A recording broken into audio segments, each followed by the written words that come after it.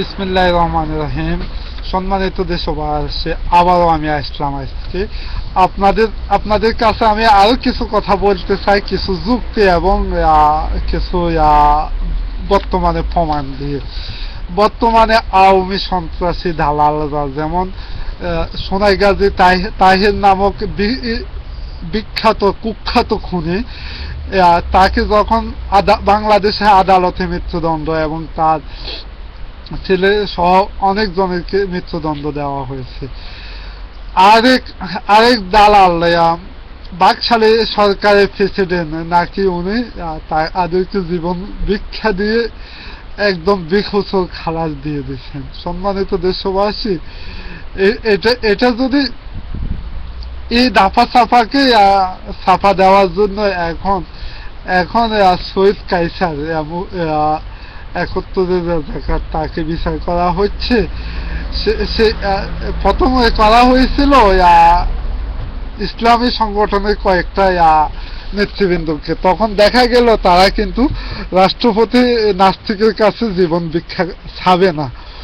যখন ওই কথাটুকু যখন বুঝতে পারছে, এখন আরেক নাস্তিক কাইসার এখন চিন্তা করলো এই নাস্তিক কাইসারকে যখন মৃত্যুদণ্ড দেওয়া হবে তখন সে নিশ্চয় জীবন ভিক্ষা চাইব। এই জন্য আবার নতুন করে রাজাকারের ফাঁসি উপলক্ষে কাইসারের রায় দ্রুত কার্যকর করার চিন্তা ভাবনা করতেছে সন্ত্রাসী সরকার। একটা সন্ত্রাসী কার্যকলাপ দাফা সাফা দিতে আরেকটা সন্ত্রাসী কার্যকলাপ করে যাচ্ছে। একের পর এক অনেক সন্ত্রাসী কার্যকলাপ করে যাচ্ছে। দেশ এবং জাতিকে দিনে দিনে ধ্বংসের দিকে যাচ্ছে। যেমন সুন্দরবনের তেলবাহী জাহাজটাও কিন্তু তাদের পরিকল্পিত ঘটনা ছিল। রানা প্লাজা ঠিক সেরকম পরিকল্পিত ঘটনা ছিল। একটা সন্ত্রাসী দাফা সাফা দিতে আরেকটা সন্ত্রাসী কার্যক্রম, একটা হত্যা দাফা সাফা দিতে আরেকটা হত্যা কার্যক্রম শুরু করে দিচ্ছে এই সন্ত্রাসী সরকার।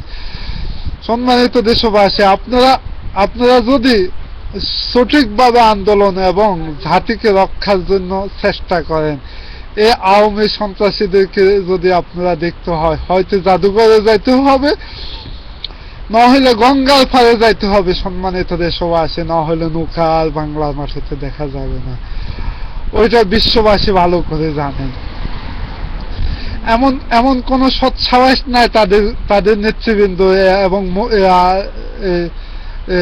ক্যাডার মন্ত্রীদের বিদেশে যায় কোনো খোলা আকাশের নিচে একটা মিটিং করতে, কিন্তু জানে দেশদ্রোহী জনতা তাদেরকে জুতা পিটা করবে। এমনকি শুধু ঢাকা শহরে তারা সন্ত্রাস দিয়ে এখন পর্যন্ত ঘিরে রাখছে। কিন্তু আপনাদেরকে আমি আগেও বলেছিলাম, এখনো বলতেছি, হাতের অস্ত্র ফালাইতে হলে বাড়ি দিতে হয়। যেখানে আওয়ামী লীগ সেখানে জুতা, যেখানে এখন থেকে সৈনিক জনতা আন্দোলন শুরু করেন, আওয়ামী বাকশালে পুলিশদেরকে গ্রাম থেকে বন্ধ করা শুরু করেন, তাদেরকে জেল হাইজাতে রেখে আপনারা শহরের দিকে এগিয়ে আসুন। আমাদের ২৪ বছর আন্দোলন করা লাগবে না, মাত্র ২৪ ঘন্টা আন্দোলন করে এই জাতিকে মুক্ত করবো ইনশাআল্লাহ।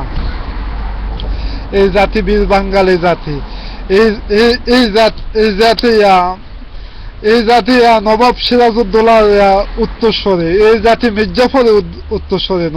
সম্মানিত দেশবাসী, আপনারা এই জাতিকে মুক্ত করার জন্য ২৪ বছর লাগবে না, মাত্র ২৪ ঘন্টায় যথেষ্ট। গ্রাম থেকে পুলিশগুলারে অ্যারেস্ট করে শহরের দিকে এগিয়ে আসুন। তারা থানা কাস্টডিতে আবদ্ধ করে রাখেন। সম্মানিত দেশবাসী, মাত্র ২৪ ঘন্টায় এই জাতিকে উদ্ধার করা সম্ভব হবে। এই বলে আজকের মতো বিদায় নিচ্ছি। খোদা হাফেজ। বাংলাদেশ জাতীয়তাবাদী জিন্দাবাদ।